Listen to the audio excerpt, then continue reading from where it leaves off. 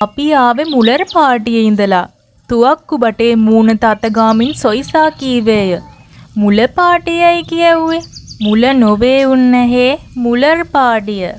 දුම් කරත්ත පාර තනන ඉංජිනේරු මහත්තයා තමයි ඩන්ස්ටන් මුල. ඒ උත්තමයාගේ ඕමනාවට දඩේ මේ ආවේ. දුම් කරත්ත පාරක් තනලා මේ වන්නිය දෙහෙදු කරන්නට තනන්නේ මොකෑ? ගොරබා කියූ දේ හරි හැටි නොතේරුණද ගොරබා දුම් කරත්ත පාර තනනවාට විරුද්ධ බව සොයිසාට හැඟී ගියේය. ඒක එංගලන්තේ මහරජෝත්තමයාගේ ආඥාවක්. ඒ උත්තමයා වන්නේ අලිදඩයම් කරන්න එනවා. හැබැයිට මං ඒ වගක් දැන හිටියේ නෑ නෝවිද? උතුරු කරේ ඉන්න දෙමෙල්ලුන්ට කොළඹ සෙයිලමට යන්න එන්න දුම් කරත්ත පාර තනනවා කියලායි අපිට ආරංචිය.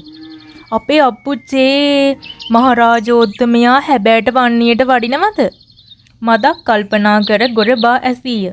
නැතුව මම මේ කාරණා දැනගත්තේ මුලර් උත්තමයාගෙන්. ඒ උත්තමයා මහරජෝත්තමයාගේ නෑයෙක්. ඒ උත්තමයාට ආවතේව කරන්න මේ උන්නේ තමයි. පොඩි රාළ සොයිසා පෙන්වමින් කීවේය. සොයිසා පාතේ ගුවද එංගලන්තයේ මහරජුරුවන්නේ නෑයෙකුට ආවතේව කරන අනමිතිරාල සුළුපටු ඇත්තෙකු නොවේයයි සිතූ ගොරබාගේ සැරබාල උනේය. එවැනි නිලමක්කාරයෙකුට දියබොන්නටදී තමා වරදක් කළේ දැයි සැක සංකාවක් ගොරබා තුල උපන්නේය. ආයුබෝන් අපි බොහෝම අහීපාතයෝ. ගොරබා ඉඩෝරේට වකුටු වූ තියබරුවක් මෙන් කොන්ද නමමින් කීය. ගම්මැද්දේ මහා එකා තමා කියූ බොරුවට මෙල්ල වූ බව සොයිසාට තේරුණි. හා යමල්ලකො විටක් හපන්න කියූ සොයිසා අනවසරයෙන්ම ඉඳි කඩ පැන්නේය. යකඩ සිල්පර විමල් උදය හපුගොඩ ආරච්චි.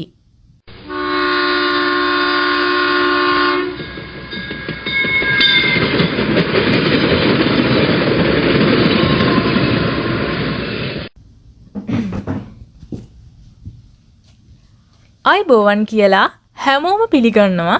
අද ඔයාලා ඉදිරියේ මේ දිගහැරෙන්නේ යකඩ සිල්පර නවකතාව පිළිබඳ විචාරාත්මක පැහැදිලි කිරීමක්. ඉතින් මේම් පැහැදිලි කිරීමයි.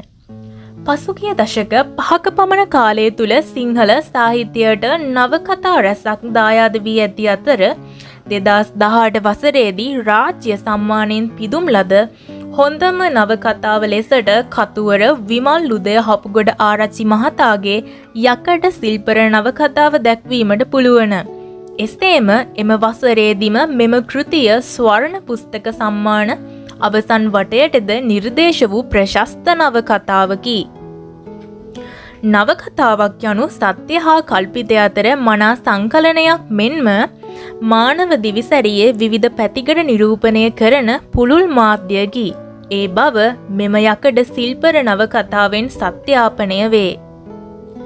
මෙම නවකතාවේ මූලාරම්භය 20 වන සියවස මුලභාගයේ තෙක් දිව යන අතරම එකල ශ්‍රී ලාංකීය සමාජය තුළ මුල් බැසගෙන තිබූ සමාජ දූරාවලී ක්‍රමය මනා ලෙස විවරණය වේ.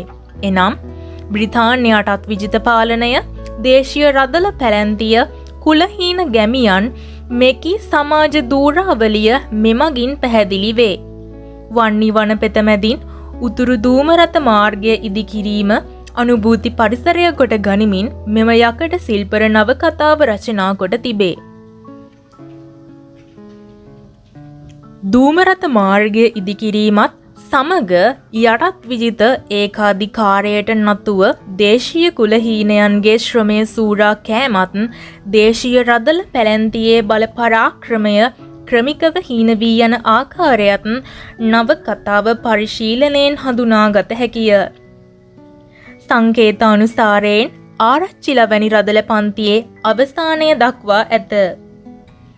ගෝනලාවේ ගැමියන්ගේ නිවාස ගිනි තබා ආරච්චිලා සිය බලය තහවුරු කර ගැනීමට උත්සාහ ගත්තත් එමගින් සත්‍ය ලෙසම සිදු වූයේ පැරණි සමාජයේ නියෝජනය කරන ගෝනලාවේ නායකයා ගොරබාද ඇතුළු ආසියාතික යටත් භාවය ගිනිලෑමකි.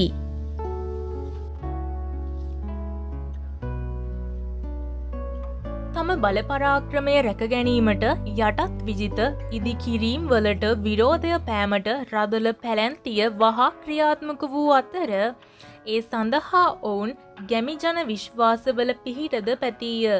තවද ඔවුන් කඩාකප්පල්කාරී ක්‍රියාවන් වලද නිරත විය. මෙම දුම්රිය මාර්ගය තැනීමේදී ඇතිවන විරෝධතාවය සමනය කිරීමට ඔවුන් යොදාගත් මෙවලම වූයේ ශ්‍රී ලාංකීය ගැමියා දොහොත් මුදුන් තබා නමදින ශ්‍රී මහා බෝධීන් වහන්සේය. අනුරාධපුරයේ ශ්‍රී මහා බෝධිය වඳින්නට පහසුවෙන් යා හැකි බව පවසමින් ආගම පෙරදැරි කොට මිනිසුන් මුලා කිරීමෙන් එම විරෝධතා සමනය කිරීමට සමත් වී ඇත. එසේම කුලහීන ගැමියන් හට මිල මුදල් විවිධ තෑගි භෝග ආදී අල්ලස් ලබා දී ඔවුන්ගේ ශ්‍රමය කුණු කොල්ලයට ගැනීමටත් ලිංගික සූරා කෑමටත් නම්මවාගෙන ඇත. කුලහීන කාන්තාවෝ බලවතුන්ගේ ලිංගික මෙවලම් ලෙස භාවිතා කිරීමක් එදා සමාජය තුළ පැවති සිරිතකි.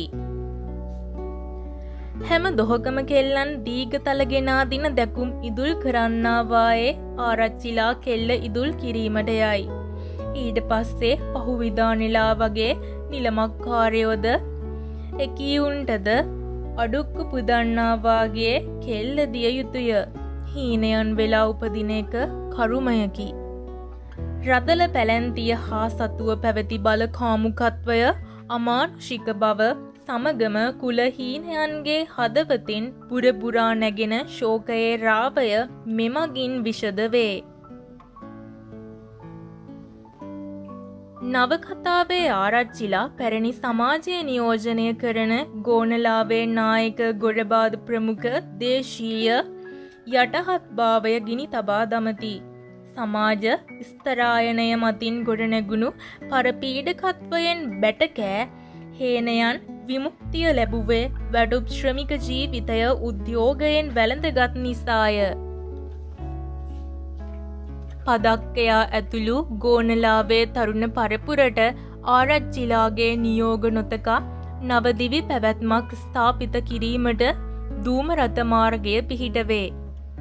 නවකතාවේ එන රම්බා හෙවත් රූබි සහ වෝල්ටර් යනු ශ්‍රී ලාංකික හීන කුලයේ සහ බ්‍රිතාන්‍ය සුදු ජාතිකලේ මිශ්‍රිත චරිත ද්විත්වයක් බැවින් හීන කුලයේ මිනිසුන් අනෙකුත් කුල සමග මුසු වී එම වාර්කික භාවය සමාජයෙන් යට පත්ව ගොස් ඇති අයුරු දැක ගැනීමට පුළුවන. මේ ආකාරයට නවකතාවේ සමස්තය යථාර්ථවාදී ආඛ්‍යානයක් ඔස්සේ රචනා කිරීමට කතුවර විමල්ලුදය හපුගොඩ ආරච්චි සමත් වී ඇති බවක් පෙනේ. එමගින් පුළුල් ජීවන දෘෂ්ටියක් විවරණය වේ. එසේම උසස් පෙළ සිංහල විෂය සඳහා නිර්දිෂ්ට බැද්දේගම නවකතාවට සාපේක්ෂව මෙම නවකතාවේද කටුක වියලි කලාපිය ගැමි පරිසරයක් සහ දේශීය රදළ පන්තිය නියෝජනය කරන්නා වූ ආරච්චිලාවන් රදළයින්ගේ අරත්තේට්ටම් යටතේ සේවය කරන යටහත් පහත් අහිංසක ගැමි ප්‍රජාවකගේ කතාව යකඩ සිල්පර නවකතාවේදී හඳුනා ගැනීමට පුළුවන. මේ ලෙසට යකඩ සිල්පර නවකතාව පිළිබඳ විචාරාත්මක ලෙස බැලිය හැක. ස්තුතියි.